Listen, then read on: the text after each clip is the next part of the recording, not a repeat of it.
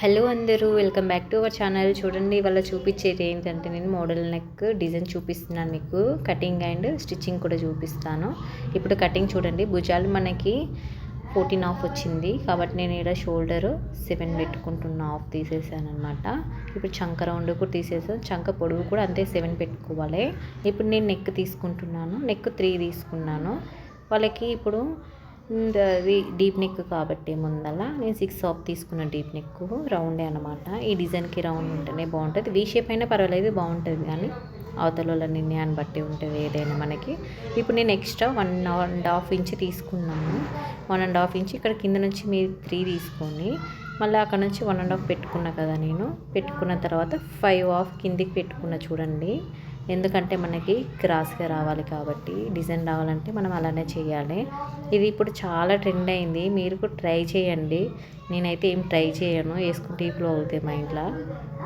ఏంటంటే కొత్తగా ఇవి సిటీలలో పిల్లలకి వాళ్ళకైతే బాగుంటుంది, కానీ హౌస్ వైఫర్స్ కానీ పనికిరావు ఇవి. ఏంటంటే మీకోసం చూపిస్తున్నాను నేను. ఇది ఒక డిజైన్ రావాలి, నేర్చుకోవాలనేది.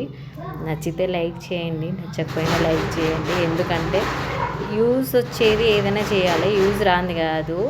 కాబట్టి ఇది మనం ఏంటంటే నేర్చుకొని ఉండాలి టైలర్స్ని కాబట్టి, అందుకే నేను మీకు చేసి చూపిస్తున్నాను. ఇది ఇప్పుడు మెయిన్ క్లాత్ మీద వేసుకున్నాను. మెయిన్ క్లాత్ కానీ నెక్ కట్ చేసుకోలేదు నేను, జస్ట్ చంక బాడీ వెడల్పు అంతా కట్ చేసుకోవాలి మనము. చూడండి, నీట్గా ఇలా చేస్తున్నాను నేను. అయిపోయిన తర్వాత ఇప్పుడు మనం ఫ్రిన్స్ కట్ అనమాట. మొత్తం సైడ్లు అవన్నీ వేసుకున్న తర్వాత ఫ్రిన్స్ కట్ తీస్తున్నాను నేను. స్ట్రైట్గా 4 హాఫ్ 5 తీసుకున్నాను. ఇప్పుడు చూడండి, మార్కింగ్ తీసేస్తున్నాను నేను. సేమ్ ఇలానే వేసుకోండి మీరు.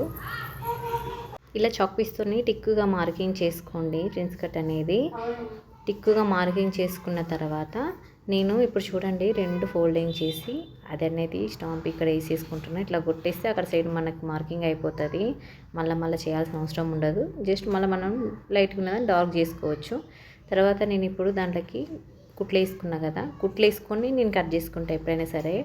చూడండి, ఇలా కట్ చేసుకున్న తర్వాత మనది అది అనేది ఎక్స్ట్రా తీసేసాం కదా. ఇప్పుడు ఫ్రిన్స్ కట్ అనేది నీట్గా వస్తుంది.